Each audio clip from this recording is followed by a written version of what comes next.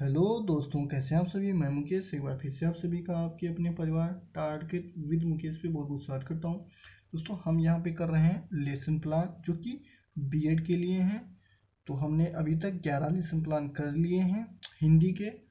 आज है lesson plan यानी कि पाठ योजना नंबर 12। दोस्तों, आपने यदि पिछले लेसन प्लान को नहीं देखा तो प्लेलिस्ट में जा करके वहाँ पे बीएड हिंदी लेसन प्लान के नाम से एक प्लेलिस्ट है जहाँ पे आपको सारी वीडियोज़ मिल जाएंगी। तो चलिए शुरू करते हैं। दोस्तों, प्लीज़ वीडियो को आप पूरा देखेंगे। चैनल पे नए तो प्लीज़ चैनल को जरूर सब्सक्राइब कर लेंगे। सबसे पहले लिखना है विद्यालय का नाम, उसके बाद ऐसा आपको कॉलम बना लेना है, ऐसा आपको कॉलम बना लेना है। दिनांक और चक्र आपको कॉलेज में जो बताया जाएगा वही डालना है, बाकी आप सेम रख सकते हैं। प्रकरण में लिखेंगे संधि। सामान्य उद्देश्य छात्रों को शुद्ध भाषा बोलने व लिखने की प्रेरणा प्रदान करना, छात्रों को व्याकरण के नियमों से परिचित कराना, छात्रों में भाषा विश्लेषण की योग्यता विकसित करना और छात्रों को शुद्ध वाक्य रचना का ज्ञान कराना। यह हो जाएगा सामान्य उद्देश्य। Next page.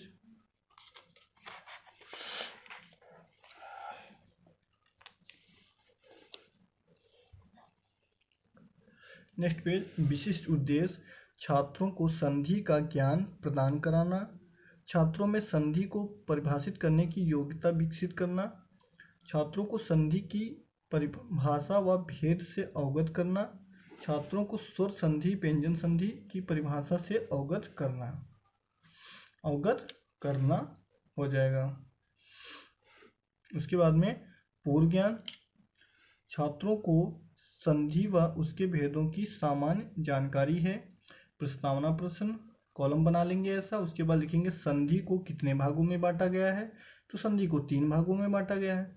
स्वर संधि में कितने भाग होते हैं, तो 5 भाग होते हैं। व्यंजन संधि को कितने भागों में बांटा गया है, तो 7 भागों में बांटा गया है।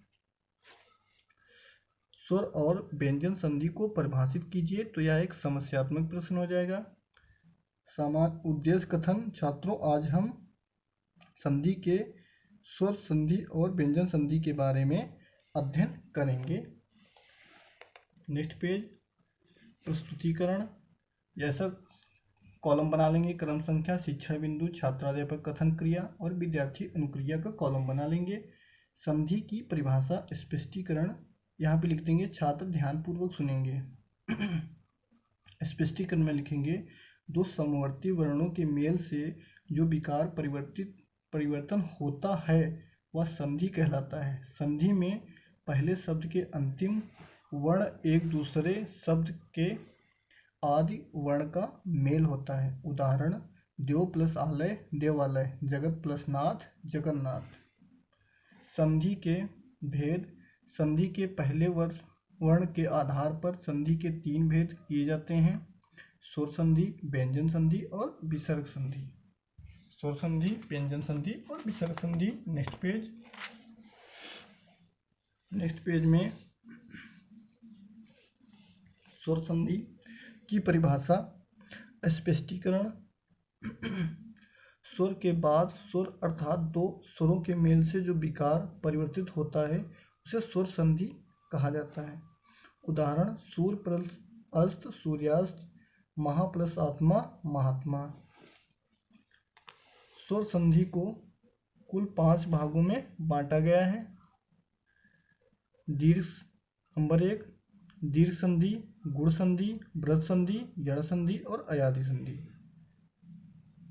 दीर्घ संधि ह्रस्व या दीर्घ आ ई उ के पश्चात क्रमशः ह्रस्व या दीर्घ आ ई उ स्वर आए तो दोनों को मिलाकर दीर्घ या आ ई उ हो जाते हैं। नेक्स्ट पेज में समझेंगे उदाहरण, जैसे कि धर्म प्लस अर्थ धर्मार्थ, देव प्लस आगमन देवागमन। दूसरी संधि है गुण संधि। यदि आ और बड़ा आ के बाद ई या बड़ी ई, छोटा ऊ या बड़ा ऊ या फिर ऋण आए तो दोनों को लिखने से क्रमशः ए और अर हो जाता है। उदाहरण जैसे नर प्लस इंद्र नरेंद्र, महा प्लस उदय महोदय। 3 नंबर हो जाएगी वृद्धि संधि। अ या बड़ा आ के बाद ए या बड़ा ए आए तो दोनों को मेल से ए हो जाता है, तथा बड़ा आ छोटा और बड़ा आ के पश्चात ओ या ओ आए तो दोनों के मेल से बड़ा ओ हो जाता है। उदाहरण 1 + 1 एक एक, सदा + एव सदैव। Next page.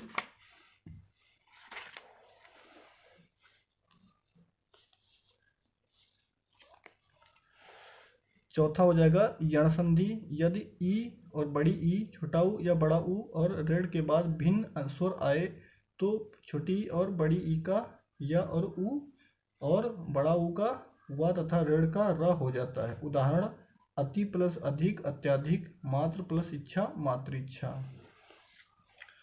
पांचवी संधि हो जाती है अयादी संधि। यदि ए, बड़ा ए, ओ और ओ स्वर का मेल एक दूसरे शब्दों से हो तो ए का अर्थ छोटा ए, बड़ा ए और अय और ओ का अर्थ तथा बड़ा ओ का आओ हो जाता है। उदाहरण ने + अन नैन, भो + उग भावुक। उसके बाद में दोस्तों व्यंजन संधि की बात करेंगे। तो व्यंजन संधि की परिभाषा स्पष्टीकरण। व्यंजन के बाद स्वर या व्यंजन आने से जो परिवर्तन होता है उसे व्यंजन संधि कहा जाता है। उदाहरण दिक् + गज दिग्गज, उत + चारण उच्चारण। विसर्ग संधि स्पष्टीकरण की परिभाषा लिखेंगे। विसर्ग के बाद स्वर या व्यंजन आने पर विसर्ग में जो विकार होता है उसे विसर्ग संधि कहा जाता है। उदाहरण मन + अनुकूल मनोकूल, मना + योग मनोयोग। मनोयोग हो जाएगा। उसके बाद में पुनरावृत्ति प्रश्न लिखेंगे।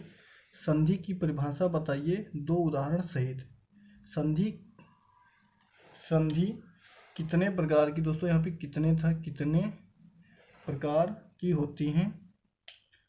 गुण संधि को परिभाषित कीजिए। अयादी संधि को 2 उदाहरण सहित व्याख्या कीजिए। उसके बाद में मैंने ऐसा लिख लिया है, आप शोभा बढ़ाने के लिए फाइल की ऐसा कॉलम भी बना सकते हैं, ऐसा लिख सकते हैं जैसा कि मैंने लिख दिया है संधि के बारे में।